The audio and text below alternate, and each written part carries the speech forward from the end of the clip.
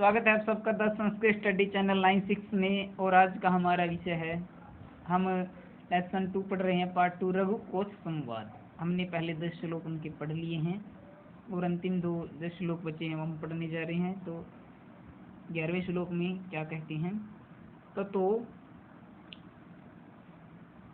यथावत विहित अध्वराये तस्मे सम्य आवेश विवर्जिताये वर्णाश्रमणाम गुरुवे सवर्णी विचक्षणः प्रस्तुतम आचक्षते। अब तक 10 श्लोकों में क्या स्टोरी चली, अंत में 10वें श्लोक में क्या कहते हैं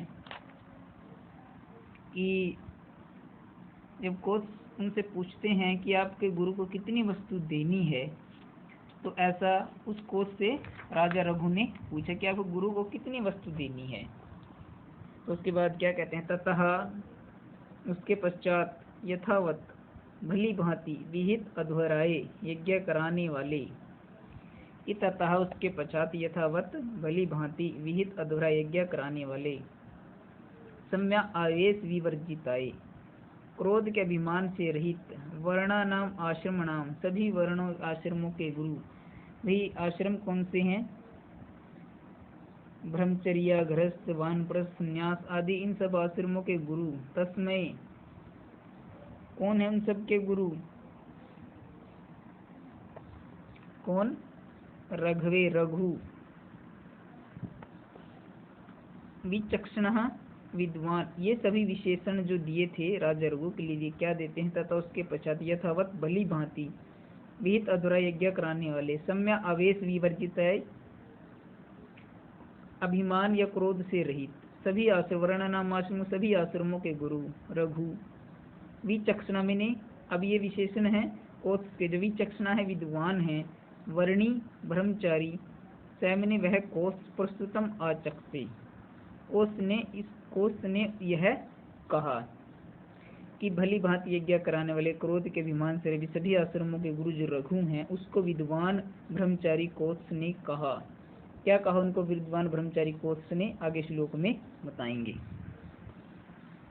कहते हैं आगे, समाप्त विद्येन मया महर्षि विज्ञापितो अद्भुत गुरु दक्षिणाये स में चिराय अस्खलितम उपचाराम ताम भक्तिम वा गणयत पुरस्तात।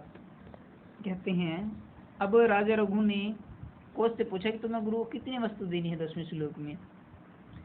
तो 11वें श्लोक में उन्होंने कहा कि बहुत भली भांति यज्ञ कराने वाले जो रघु हैं उन्हें विद्वान ब्रह्मचारी कोश से पूछा, ठीक है ना। तो कोश ने कहा, क्या कहा कोश ने कि समाप्त विद्येन मया, समाप्त विद्येन मया, समाप्त हुई विद्या वाला, जिसने सारी विद्याएं पढ़ ली हैं। कौन है सब? कोश। महर्षि कौन है? जो गुरु कौन है? वर्तंतु गुरु दक्षिणाए, गुरु दक्षिणा के लिए विज्ञापित अभूत है, निवेदन किया। कि जब कोश कहते हैं कि जब मेरी विद्या पूरी हो गई तो मैंने अपने गुरु को दक्षिणा के लिए निवेदन किया। स च चिराए, स और वह उनके गुरु ने चिराए लंबे समय तक और अस्खलितम उपचारा बिना किसी निरंतर रुकावट के निरंतर की गई उपचाराम सेवा को ही ताम मेरी भक्ति ए पुरस्तात गणित, मेरी भक्ति को ही पुरस्तात मैंने श्रेष्ठ दक्षिणा अगणित मैंने माना। कि मेरी लंबे समय तक गुरु के लिए की गई सेवा को ही उन्होंने मेरी गुरु दक्षिणा माना। च मैंने वह गुरु वर्तंतु, चिराय मैंने लंबे समय तक, अस्खलित उपचार बिना बाधा की गई सेवा, ताम मैंने उस, मम मैंने मेरी, भक्ति को, एव ही पुरस्तात श्रेष्ठ दक्षिणा अगणित मैंने माना। उन्होंने मेरे भक्ति को ही सर्वश्रेष्ठ दक्षिणा माना। कहता है कि मेरी विद्या समाप्त कर लेने पर गुरु को मैंने जब दक्षिणा के लिए निवेदन किया तो उन्होंने मेरी लंबे समय तक की गई बिना रुकावट की सेवा को ही सर्वश्रेष्ठ गुरु दक्षिणा माना। ऐसा कहा भी कोश ने राजा रघु को। नेक्स्ट लोग देखते हैं आगे। कहते हैं निर्बंध संजात पुरुषा अर्थकार्यम चिंतित्वा गुरुणा अहमुक्तः वितस्य विद्या परिसंख्याया में कोटि 1410 चाहरेती। तो कहते हैं निर्बंध संजात रूषा। कहते हैं कोश निर्बंध संजात रूषा, अधिक प्रार्थना करने पर कि मेरे बार बार कहने पर क्या हुआ, गुरु को रूषा होगी, क्रोधित हो गए गुरु कि जब कोश सुन के बार बार कहने लगे गुरु जी बोलिए दक्षिणा में आपको क्या चाहिए, आप क्या लोगे। तो बार बार निवेदन करने पर तो गुरु क्रोधित हो गए। कहते हैं कि बार बार ऐसा कहने पर गुरु क्रोध हो गए। गुरु वर्तंतु मम मेरी अर्थ कार्चिम, अर्थ कहते हैं कार्चिम मैंने दरिद्रता, धन की कमजोरी को निर्धनता को जानकर अचिंत हुआ, उसके बारे में न सोचकर अहम और मुझे वित्तस्य धन की चतुरस्य 10 4 और 10 14 कोटि करोड़ आहार मैंने लाओ इति विधि परिसंख्या में, इस विद्याओं की परिसंख्या के अनुसार। क्या कहते हैं गुरु कि बार बार निर्बंध संजात रूषा, कि बार बार कहने पर गुरु को क्या हो गया, क्रोधित हो गए। तो गुरु ने मुझे अर्थ कार्य से मेरी धन की चिंता को छोड़कर मुझे वित्रस्य धन की 10 14 कोटि करोड़ आहार लाओ, इस विधि परिसंख्या उक्त विद्या की परिसंख्याओं के अनुसार। भाव क्या है कि गुरु को उसके बार बार कहने पर जब गुरु को क्रोध हो गया तो उसने यह भी नहीं सोचा कि इसके पास धन नहीं है, उसके अर्थ की चिंता को छोड़कर उसको कहा कि मुझे 14 करोड़ स्वर्ण मुद्राएं ला कर दो, विद्या परिसंख्या के अनुसार जितनी मैंने तुम्हें विद्या सिखाई हैं, ठीक है ना, उसके अनुसार मुझे 14 करोड़ मुद्राएं ला कर दो। तो गुरु ने उसके धन की कमजोरी के बारे में भी ये नहीं सोचा कि इसके पास धन नहीं है, कहाँ से लाकर देगा। उसके बार बार कहने पर गुरु क्रोध के कारण ऐसा गुरु ने कहा। कहते इत्थम द्विजेन द्विराज कांति रावेदिता वेद विदाम वरेण एनो निवृत्त इंद्रिय वृत्ति रेनम जगतो भूय जगतेक नाथ। तो कहते हैं द्विराज कांति, द्विराज का अर्थ चंद्रमा के समान कांति वाले, एनो निवृत्त इंद्रिय वृत्ति, पाप से हट गए हैं जिसके इंद्रियों के व्यापार के, इंद्रियां जिसकी पाप से हट गई हैं, जगत एक नाथ है जो जगत के एकमात्र स्वामी हैं, वेद विदाम वेदों को जानने वाले,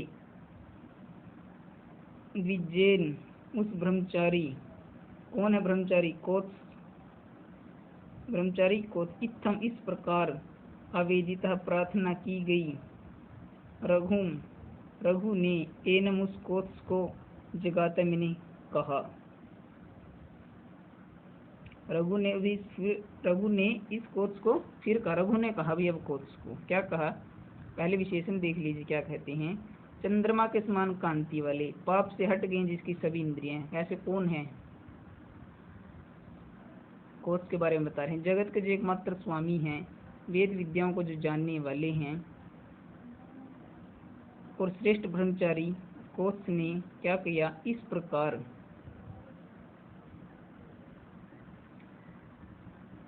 प्रार्थना की गई रघु ने, इस प्रकार प्रार्थना की गई रघु ने फिर कोत्स से कहा।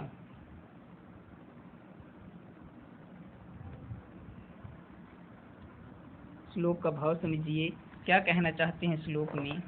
कालिदास के कहने का भाव ये है कि जो राजा रघु हैं, ठीक है ना, यहाँ पर ये सब विशेषताएं रघु की हैं भाई, क्योंकि संसार के एकमात्र स्वामी वो ही हैं। कहते हैं द्विराज कांति, चंद्रमा के समान कांति है, क्योंकि कांति इसलिए है क्योंकि उनका हृदय शीतल है। एनो निवृत्ति, पाप से हट गए हैं, पाप से उन्होंने अपने पुण्य कर्मों से सभी पाप नष्ट कर दिए हैं। जगत एक नाथ, संसार के उस राजा हैं, वेद विद्याओं को जानने वाले हैं, और कहते हैं द्विजेन ब्राह्मण के द्वारा इस प्रकार प्रार्थना करने पर, ठीक है ना, उस राजा रघु को, तो राजा रघु ने उस कोत्स को फिर कहा कि उस राजा रघु ने कोत्स को फिर कहा, ये सभी विशेषण दिए हैं राजा रघु के। फिर कहते हैं ब्रह्मचारी के बार बार ऐसा कहने पर राजा रघु ने उनके कोत्स ने उनसे फिर कहा, क्या कहते हैं,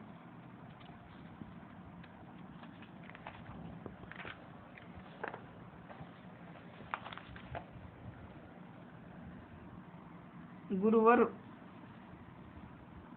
अर्थम अर्थी श्रुत पारदृश्वः रघो सकाशाद अनवाप्य कामम गतो वदान्य अंतरम इत्यम में माँ भूत परिवाद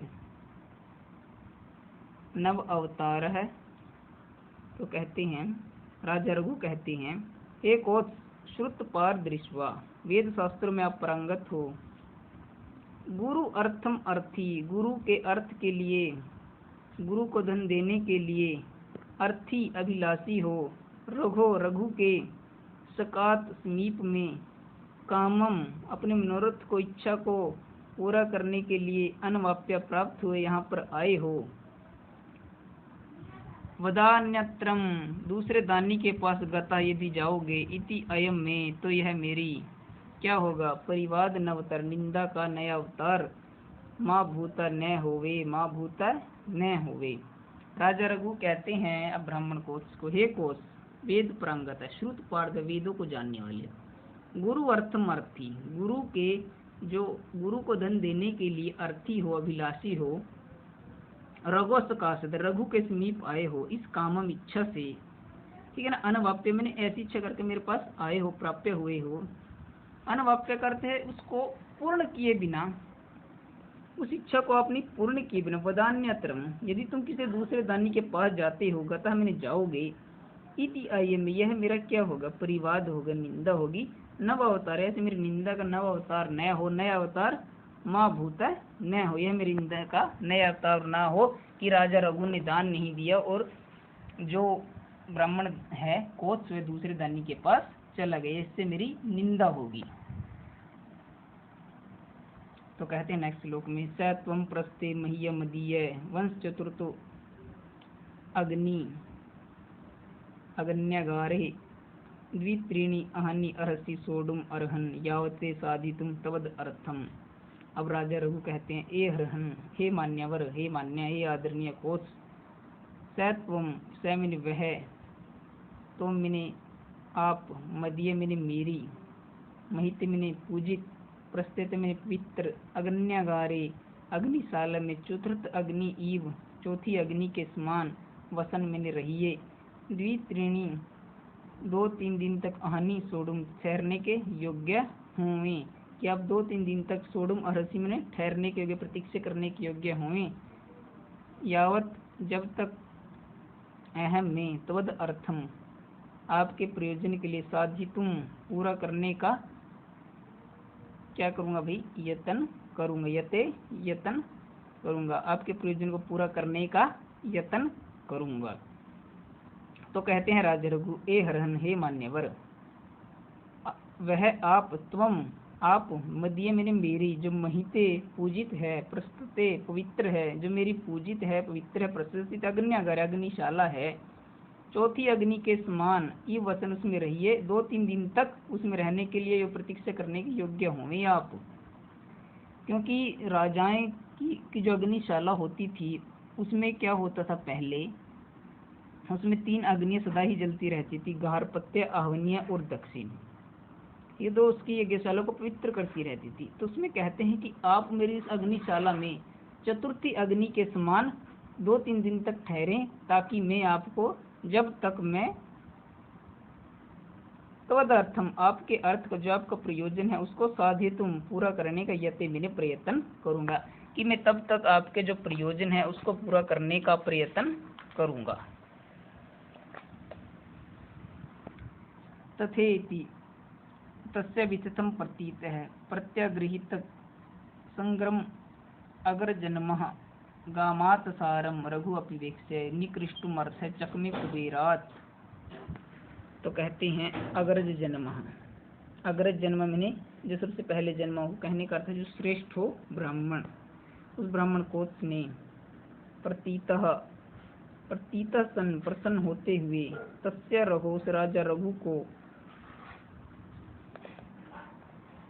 राजा रघु को क्या कहा विरागर, जो अवितम सत्यम संग्रम प्रतिज्ञा को तथा ठीक है इति इस प्रकार प्रत्याग्रहित स्वीकार किया। कि जो ब्राह्मण है कोस, उन्होंने प्रसन्न होते हुए से राजा रघु की जो सत्य प्रतिज्ञा थी तथा ठीक है इति प्रत्याग्रहित, इस प्रकार कहकर ग्रहण किया। राजा रघु ने कहा ठहरिए, मैं यत्न करता हूँ। तो उसने कहा, ब्राह्मण ने प्रसन्न होते हुए कहा कि सत्य प्रतिज्ञा, राजा रघु की सत्य प्रतिज्ञा को जानकर ठीक है ऐसा कह के स्वीकार कर लिया। अब रघु भी गाम, इस पृथ्वी को आत्साराम प्राप्त हुए धन वाली अवेक्षा मैंने जानकर, अवेक्षा मैंने देखकर, कुबेर से अर्थम धन लेने के लिए, निकृष्टतुम लेने के लिए चकमे इच्छा की। उसके बाद उन्हें कुबेर से धन लेने के लिए, अनिकृष्टुम मैंने लेने के लिए चकमे इच्छा की। रघु ने इस पृथ्वी को प्राप्त हुई धन वाली जानकर क्या किया, अब उस कुबेर से धन लेने की इच्छा की, क्योंकि इस पृथ्वी पर कोई ऐसा नहीं है अभी जो 14 करोड़ स्वर्ण मुद्राएं दे सकता था। तो उन्होंने कहा कि कुबेर से ही अब तो लेनी पड़ेंगी।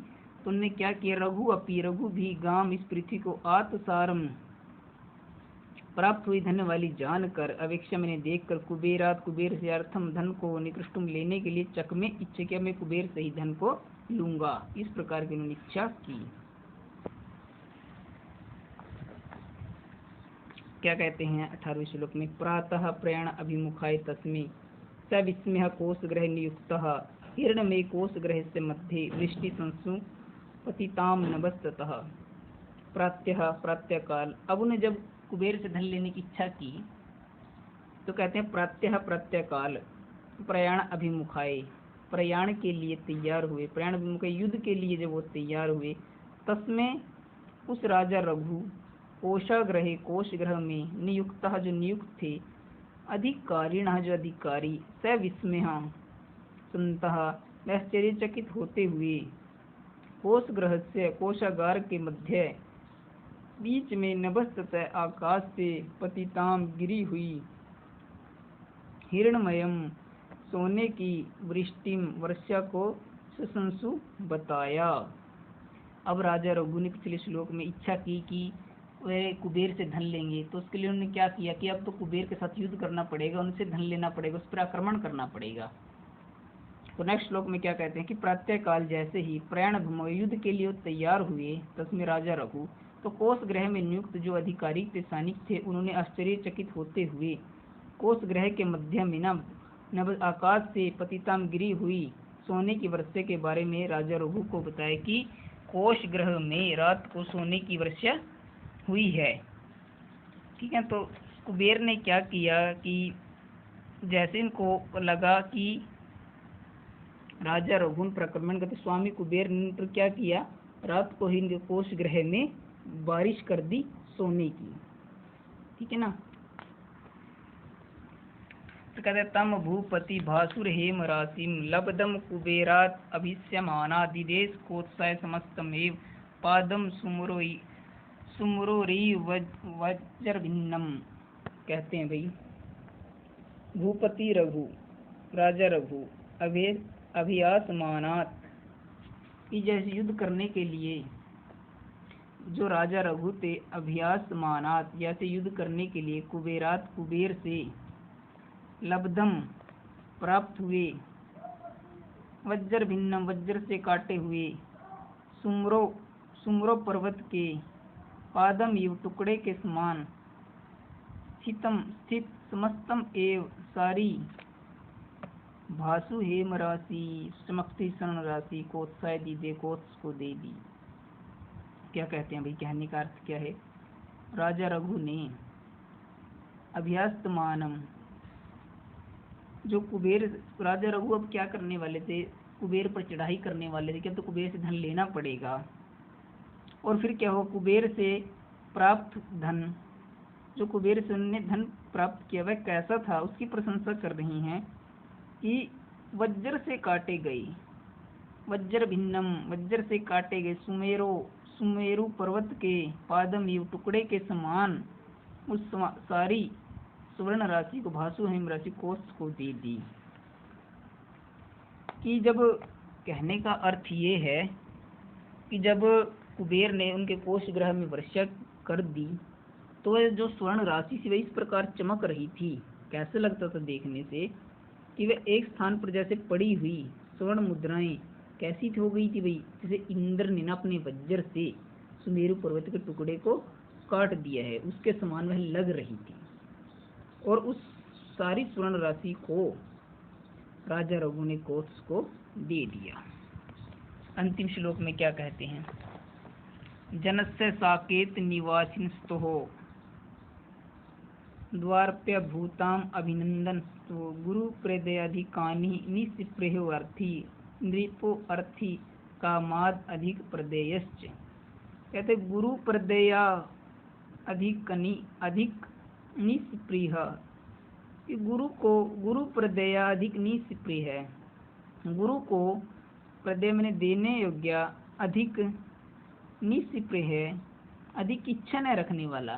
कि केवल कोत्स कैसे थे कि गुरु को जितनी देनी है उतनी ही स्वर्ण राशि लेना चाहते थे, अधिक निस्पृह अधिक इच्छा नहीं करना चाहते। गुरु प्रदय गुरु को जितनी देनी चाहते उतनी इच्छा करते थे, अधिक निस्पृह अधिक इच्छा बिल्कुल नहीं करते थे। अर्थी में नहीं याचक कोत्स, याचक कौन थे भाई, याचक कोत्स थे मांगने वाले, अर्थी कामात और मांगने वाले की अधिक प्रदय अधिक देने वाले कौन थे, नृप मैंने राजा रघु। इन्होंने दो बात कही, पहले गुरु प्रदेय है गुरु को देने की इच्छा रखने वाले, अधिक निस्पृह है अधिक लेने की इच्छा नहीं रखते थे, कौन थे, कोस।